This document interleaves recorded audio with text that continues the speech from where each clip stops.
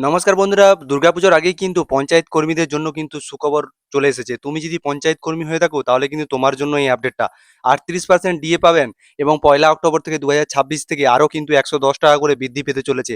A to Z সমস্ত কিছু এই আপডেটে বলবো। তো যদি পঞ্চায়েত কর্মী হয়ে থাকো তাহলে কিন্তু তোমার জন্য এই আপডেটটা, পুরো আপডেটটি দেখতে থাকবে। পুজোর আগেই কিন্তু পঞ্চায়েত কর্মীদের মহার্ঘ ভাতা অর্থাৎ ডিএ বৃদ্ধির ঘোষণা কিন্তু করলো রাজ্য সরকার। ষষ্ঠ বেতন কমিশনের আওতায় কর্মীরা 38% কিন্তু ডিএ পাবে তারাও।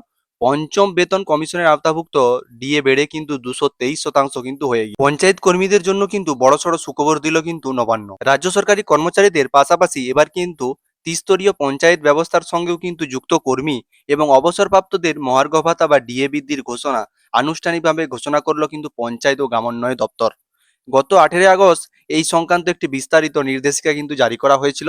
নির্দেশিকায় কিন্তু স্পষ্ট জানানো হয়েছে আগামী 1 অক্টোবর থেকে কিন্তু বর্ধিত এবং মহার্ঘ ভাতা বা ডিএ কার্যকর কিন্তু হবে।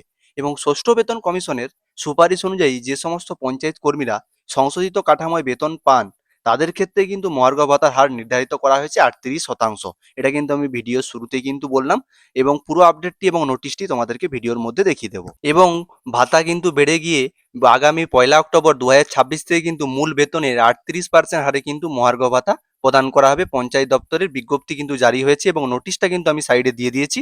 এবং এই বিজ্ঞপ্তি জারি কিন্তু 18 আগস্ট কিন্তু নির্দেশিকা ছিল এবং আজকে কিন্তু জারি হয়েছে। মহার্ঘ ভাতা হিসেবে নিয়ম কিন্তু মহার্ঘ ভাতা হিসেবে করার ক্ষেত্রে সংশোধিত মূল বেতনের কিন্তু বেসিক পে এবং নন প্র্যাকটিস অ্যালাউন্স এনপিএ ভিত্তি ধরা হবে কিন্তু। তবে এর সঙ্গে অন্য কোনো ধরনের ভাতা যুক্ত করা হবে না, এটা কিন্তু নির্দেশিকায় কিন্তু রয়েছে, স্পষ্ট করে বলে দেওয়া হয়েছে। এবং অবসরপ্রাপ্তদের জন্য কিন্তু সুখবর। ষষ্ঠ বেতন কমিশনের আওতায় যে সমস্ত প্রবীণ নাগরিকরা বর্তমানে পঞ্চায়েত দপ্তর থেকে পেনশন বা ফ্যামিলি পেনশন পাচ্ছে তারাও কিন্তু আগামী 1 অক্টোবর 2026 থেকে কিন্তু 38% হারে কিন্তু মহার্ঘ ত্রাণ ডিয়ারনেস রিলিফ কিন্তু পাবে। এটা কিন্তু এই নির্দেশিকায় কিন্তু দেয়া আছে। এবং এটা যদি কার্যকর হয় তাহলে কিন্তু পঞ্চায়েত দপ্তরের এই সিদ্ধান্তে কিন্তু কর্মী ও অবসরপ্রাপ্ত সবাই কিন্তু উপকৃত হবে। এবারে চলে আসবো যারা এখনো কিন্তু পঞ্চম বেতন কমিশনের আওতায় রয়েছে তারা কিন্তু অনেকে কিন্তু মনে প্রশ্ন জাগছে যে আমাদের কি হবে।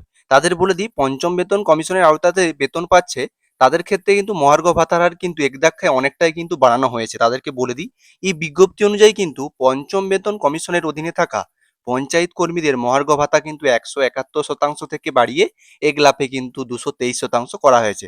তারা কিন্তু 171% পেত, সেটা কিন্তু এক লাফে বেড়ে কিন্তু 223% কিন্তু করা হয়েছে।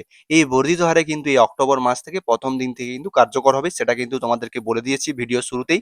1 অক্টোবর থেকে কার্যকর হবে এবং একে এভাবে পঞ্চম বেতন কমিশনের আওতাভুক্ত অবসরপ্রাপ্ত কর্মীদের মহার্ঘ ত্রাণ বাড়িয়ে কিন্তু 223% করা হয়েছে। সেটা আমি তোমাদেরকে বলে দিলাম, 171 থেকে বাড়িয়ে কিন্তু 223 হয়েছে।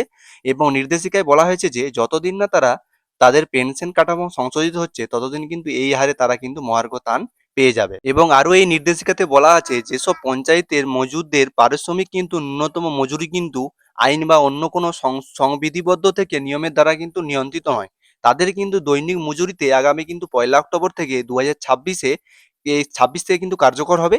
এবং আরো কিন্তু 110 টাকা করে অ্যাডহক বৃদ্ধি করা হচ্ছে, সেটা কিন্তু বলে দিলাম মজুরদের ক্ষেত্রে। এটা কিন্তু নির্দেশিকা রয়েছে রাজ্যের অর্থ দপ্তরের গত 4 আগস্ট জারি করা এই নির্দেশিকায় কিন্তু ভিত্তিতে পঞ্চায়েত দপ্তরের এই নতুন বিজ্ঞপ্তিটি কিন্তু প্রকাশিত হয়েছে।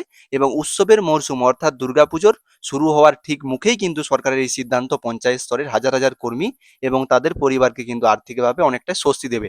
এটাই কিন্তু আপডেট রয়েছে এবং মজুরদের কিন্তু 110 টাকা কিন্তু বাড়তে চলেছে। এবং যারা কিন্তু আগের শতাংশদের পঞ্চম বেতন শতাংশ পেতে তাদের কিন্তু 223% হয়ে গেছে, সেটা কিন্তু ভিডিওতে বলে দিলাম। এই নির্দেশিকায় কিন্তু বা বিজ্ঞপ্তি এটাই ছিল, এটাই জানানো ছিল তোমাদের পঞ্চায়েত কর্মীদের মধ্যে যারা থাকো তাদের বিজ্ঞপ্তি কিন্তু এটাই এসেছে এবং জানিয়ে দিলাম। যদি ভিডিওটি ভালো লাগে তো কি করতে হবে, ফেসবুক পেজটি ফলো করে দিতে হবে এরকম নতুন নতুন আপডেট পেতে। আর ইউটিউব থেকে দেখে থাকলে সাবস্ক্রাইব করে দিতে হবে। তো চলো টাটা বাই বাই, দেখা হচ্ছে নেক্সট ভিডিও।